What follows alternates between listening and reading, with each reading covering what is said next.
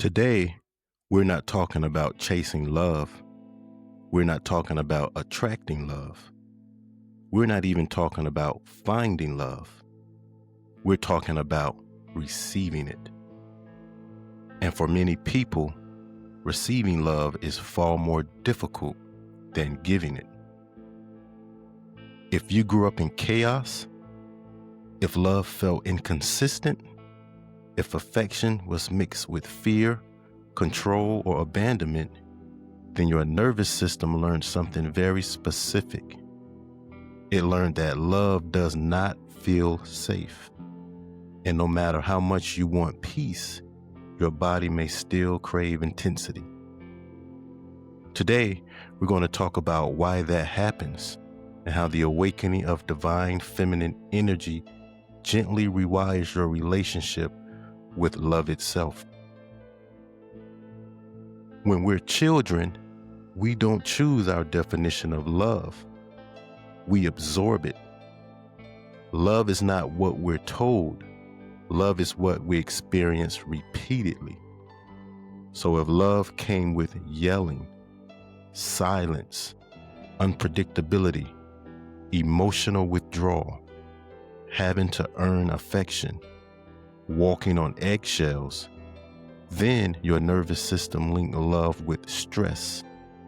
Your body learned love means being alert, not relaxed, not soft, and not safe, but alert. This is why many people grow up and say, I don't know why healthy relationships feel boring. They're not boring, they're unfamiliar.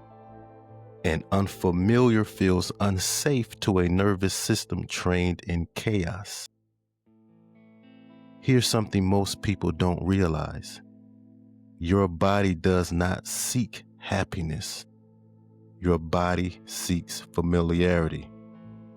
So when peace enters your life, when someone is consistent, when there's no emotional roller coaster, your nervous system goes, wait, where's the threat? Peace removes the distraction. And without chaos, suppressed emotions rise to the surface. Grief, loneliness, fear, vulnerability. This is why people often self-sabotage healthy love. Not because they don't want it, but because peace requires presence, and presence feels exposed. The divine feminine does not awaken through force. She awakens through safety. This energy teaches you something radical. You do not need to earn love.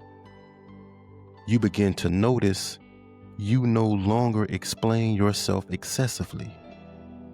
You no longer chase emotional availability. You no longer confuse longing with connecting. The divine feminine restores the ability to receive without proving. Receiving love becomes an act of self-trust, not performance. As your nervous system heals, something interesting happens. You don't have to reject toxicity. It simply can't reach you. Because chaos requires participation. And the regulated feminine nervous system does not respond to urgency, pressure, or emotional manipulation. You become slower, softer, more discerning. And people who need chaos to feel alive feel uncomfortable around you. Not because you changed who you are, but because you stopped abandoning yourself. One of the final blocks to receiving love is guilt.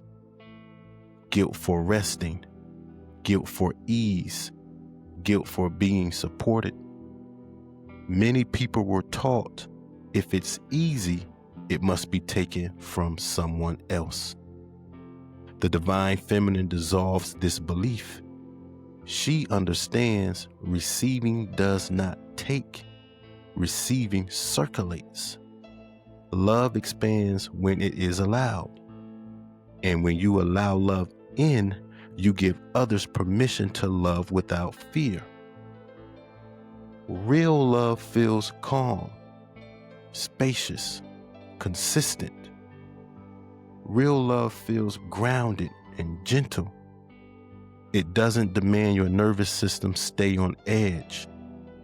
It doesn't test your worth. It doesn't disappear when you stop performing.